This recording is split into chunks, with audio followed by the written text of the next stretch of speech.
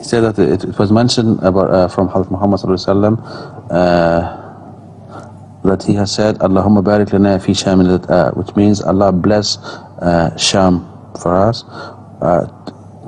Also, the same prayer was said about Yemen.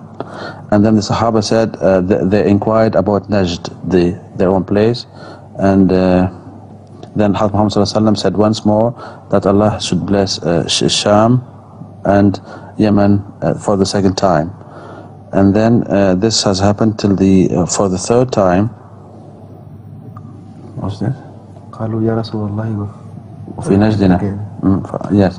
And then for the first time when they have asked, Hadith Muhammad sallallahu alaihi wasallam, then he said, it's not mentioned. He has predicted or prophesied that there will be a lot of earthquake and mischief, and over there will be the century of Saturn will appear there too. You see, this hadith may be declared to be sahih in the line of its narration.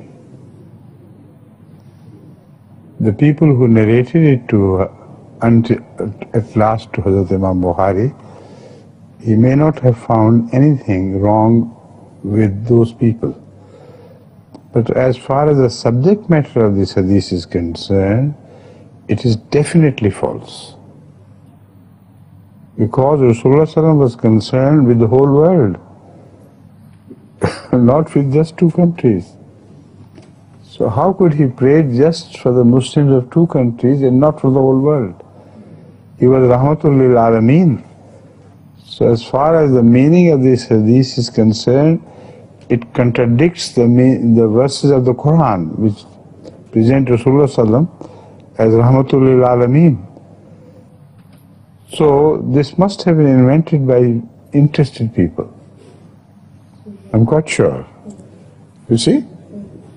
Egypt's not mentioned at all. Indonesia and other such Muslim countries with large number of their population, it has to be invented by some interested people.